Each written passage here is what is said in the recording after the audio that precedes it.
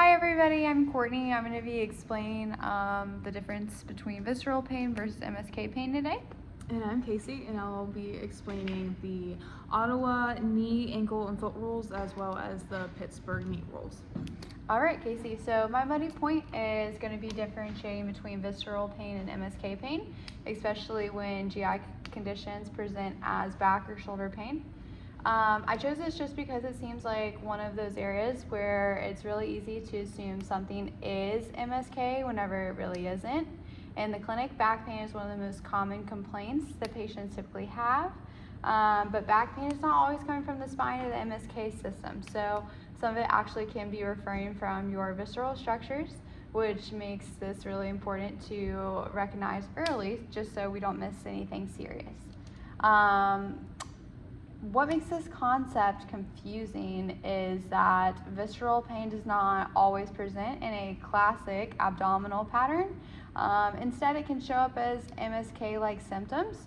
For example, you can have mid or low back pain, you can have shoulder pain, scapular pain, or groin or hip pain, depending on the organ involved. And this happens because visceral organs share neural pathways with somatic structures and the spinal cord. So the brain can misinterpret where the pain is actually coming from.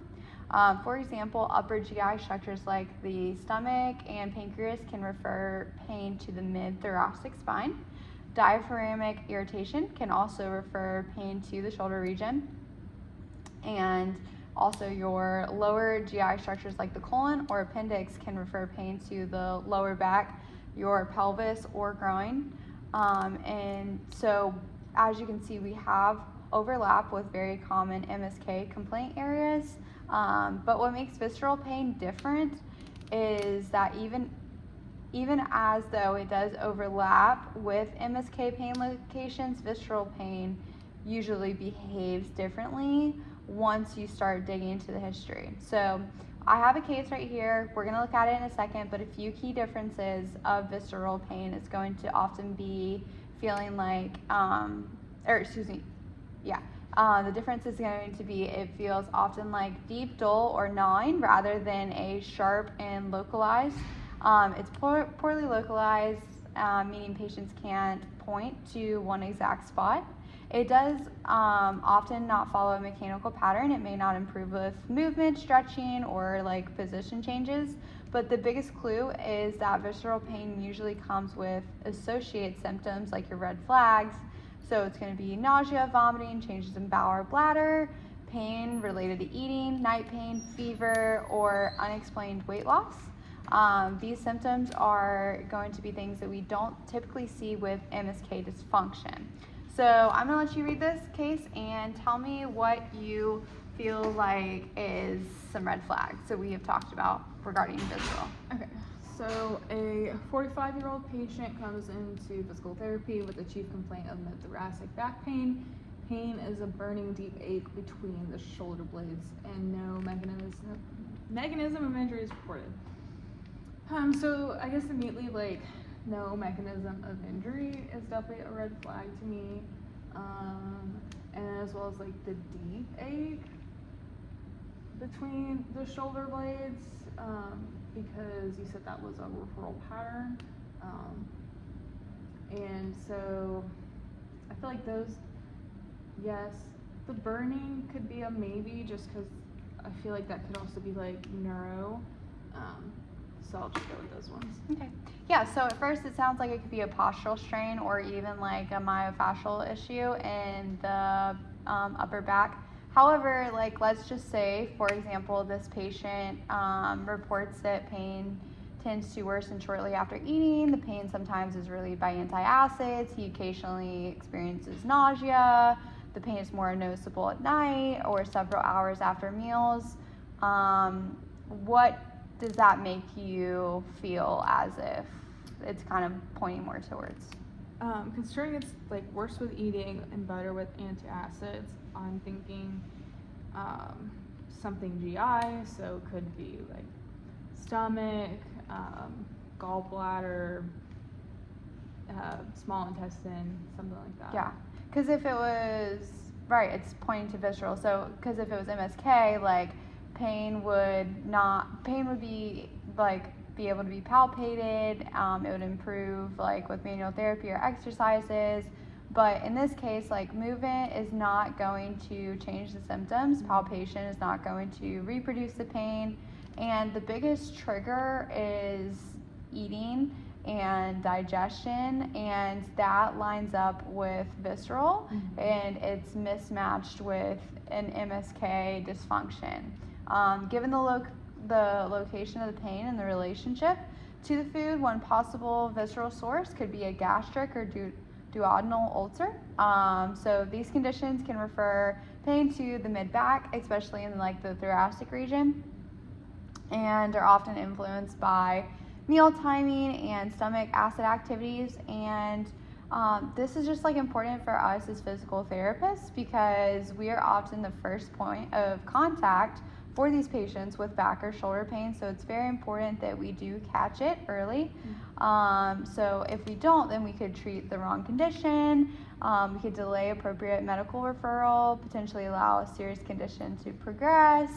And the GI system is tricky just because it can mimic MSK dysfunction and present as spinal like pain or shoulder pain with obvious abdominal complaints.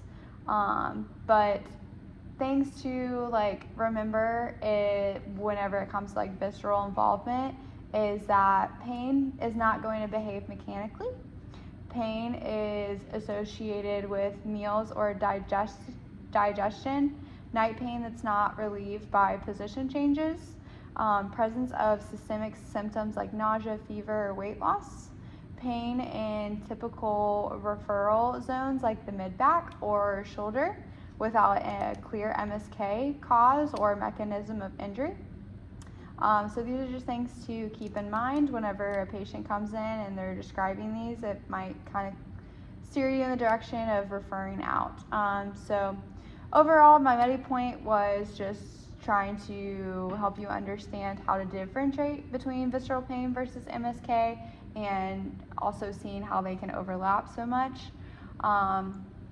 The biggest takeaway can be like the location and just how like the pain cannot be localized well with visceral, and you really have to dig in deep to patient history and the symptoms to kind of help guide your clinical reasoning. And if it doesn't fit as an MSK dysfunction, then you need to take a step back and consider all the possible reasons why this patient is feeling the way that they do, and see if we need to refer out. Do you have any questions? I guess how would you explain all of that, like differentiating, like to a patient? Yeah, so like as I said like prior, like a good way to differentiate between the two would be that your visceral is gonna like not be localized versus your MSK is, and like if you are able to stretch like it, and that's like when pain happens, or if you're able to like touch on the area, that's typically a good indication, or contract it, which means just utilizing that muscle. Like that's a really good way to distinguish like it's MSK typically if you're able to do all three of those versus visceral. And also if you have a mechanism of injury, it's most likely also MSK related. Okay. When would you decide to refer out? Yeah, so like I said, like if the symptoms are leaning towards more visceral versus MSK, then that's a good indication to refer out because it's out of our scope of practice. So like pain after eating and night pain or changes in bowel or bladder are just a few examples of those signs to refer out. Yeah. Okay. Would you be able to palpate visceral pain? Not necessarily. That's typically going to be something that is done with MSK dysfunction. Okay. So that's just kind of another way to like differentiate the two then? Yeah. Okay. Well, thank you. You're I've welcome. learned so much. Good. Okay. Let me grab a eraser here, and then we'll get started on the Ottawa and Pittsburgh rules. All right. Oh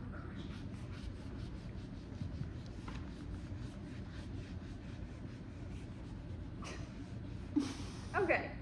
I was hoping that'll be a little cleaner, but it's okay.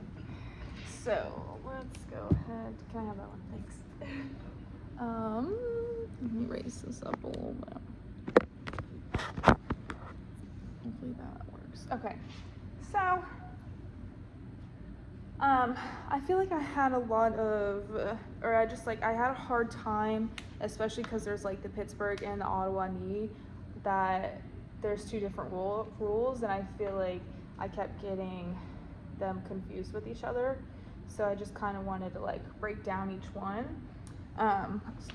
So the purpose of like the Ottawa and the Pittsburgh knee, any of the rules, is to know when to refer out. So if somebody, refer out for imaging in specific. So if somebody came like direct access to you and they had a mechanism of injury, when is it appropriate to send them for imaging, basically? So that's kind of what those rules here are for. So we can start out with Pittsburgh. Yep, that's how you spell it. So you have, there's only one Pittsburgh knee, but then you also have Ottawa knee. And then you can go down to, can you see that? Okay, yeah. Ottawa ankle. And then also Ottawa foot. Okay. So the biggest thing with all of these is that they had some sort of like traumatic injury. So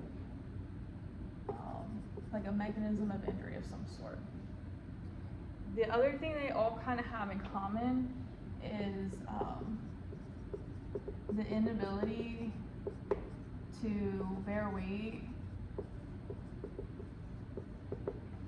in the ED in specific like 4 steps. Okay. So that's kind of like umbrella of like what all of them each have in common. So with the Pittsburgh, this one, it's going to be if you're under 12 or if you're over 50 years old. So if they had a mechanism of injury and they can't weight bear, and they're either in this age range, Pittsburgh knee rules say refer out for imaging. The Ottawa knee rules are a little bit more specific, but instead of 50 years old, it's going to be if they're greater than or equal to 55. So that's the difference with that one.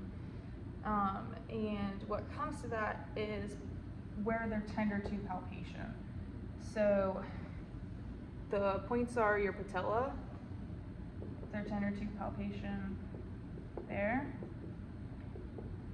If they're tender to palpation to the head of the fibula, which is on the lateral side there. And if they can't, or like the inability to bend their knee or flex to 90. And then again, same thing, inability to weight bear.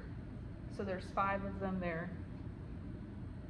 The ankle and the foot rules don't have ages to them. For the ankle, it's going to be if they're tender to palpation, either to like the posterior aspect or like the tip of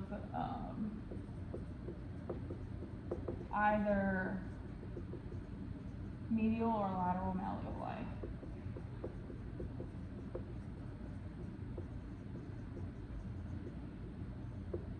And then again, that kind of goes back to like inability to weight bear as well. So I feel like ankle is pretty easy to remember just because there's only like two spots in there, which is your malleoli. So then the foot is if they have pain around like the midfoot, but like in specific, your hot spots is going to be your the head of your fifth metatarsal, and then also your navicular. So those are two common spots to fracture.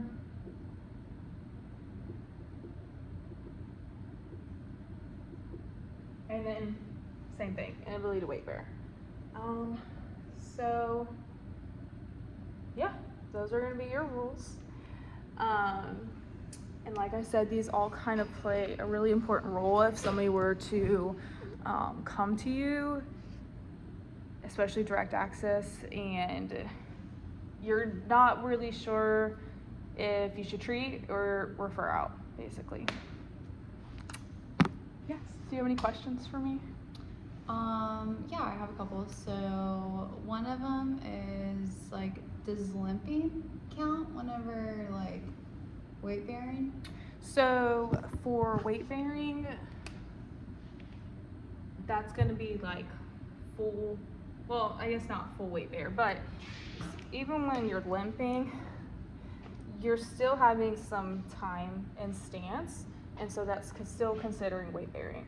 So even if they come in limping, but they can walk more than the 4 steps, it's still considered weight bearing. Okay. So in that case, you don't need to refer out. Okay. And then, so I understand that these rules have like sensitivity and specificity. Can you explain why that's important?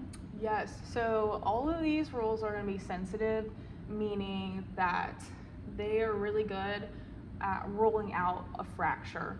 So if, somebody came in and let's say they were tender to the tibial plateau, which would be your knee ones.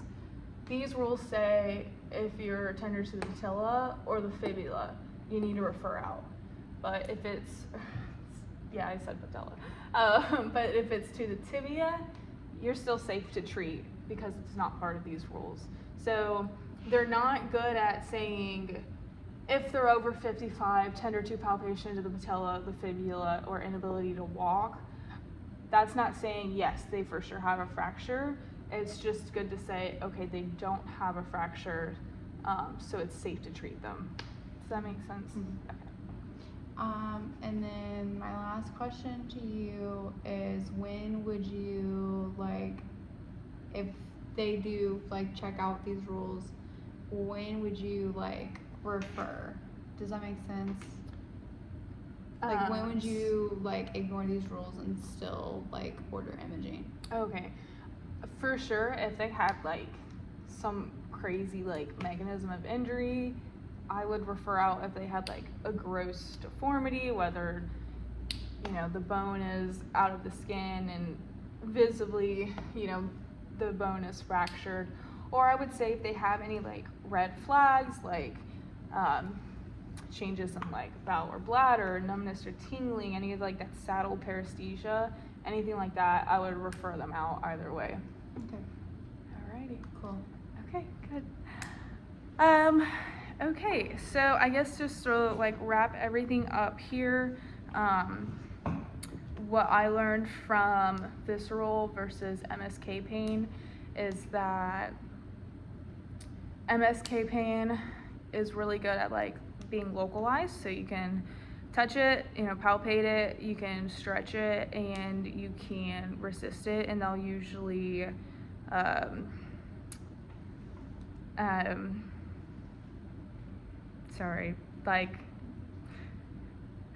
gosh, what is the word? It'll mimic their pain. We'll just go with that.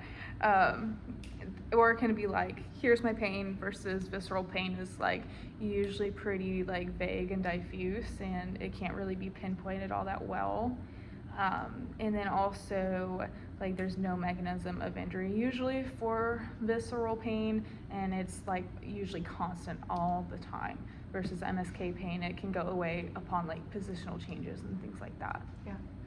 Yeah, I really liked how you were able to sum all 4 of these rules up, so they can help like me whenever I do get in the clinic of if I should refer in or out, and also like being able to tie in that they all were able, or if they all are unable to waive error in the ER, with 4 steps. So, yeah. Okay. All right. Well, we hope this helped everybody as well. And thank you.